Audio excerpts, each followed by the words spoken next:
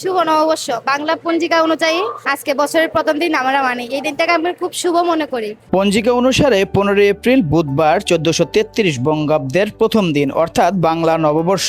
যদিও সারা দেশে 14 এপ্রিল রাষ্ট্রীয়ভাবে বর্ষবরণ করা হয়েছে, তবে সনাতন ধর্মাবলম্বীরা ধর্মীয় পঞ্জিকা অনুযায়ী আজ 15 এপ্রিল পালন করছেন পহেলা বৈশাখ।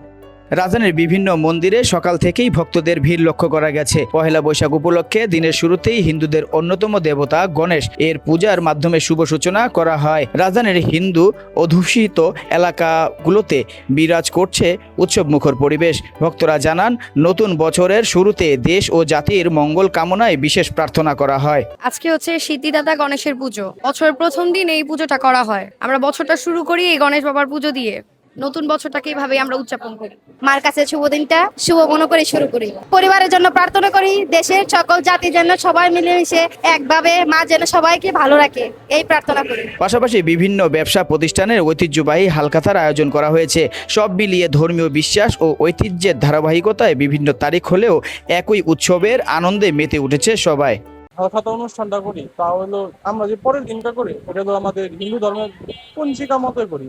আর আগামীকাল যেটা এটা হলো সরকারি পঞ্জিকা অনুযায়ী, আর হিন্দু পঞ্জিকা অনুযায়ী একদিন পরে করা হয়। আর নতুন হালখাতা শুরু করি কিছু দিয়ে আগে থেকে, যাতে শনিবারটা হয়, যাতে বছরটা ভালো যায়।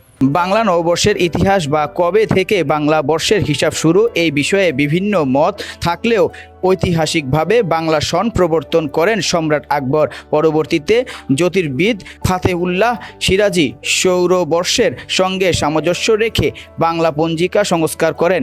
বর্তমানে বাংলাদেশে সরকার নির্ধারিত সংশোধিত বাংলা পঞ্জিকা অনুযায়ী 14 এপ্রিল নববর্ষ পালন করা হলেও সনাতন ধর্মাবলম্বীরা এখনও প্রাচীন সৌর নির্ভর পঞ্জিকা অনুসরণ করেন।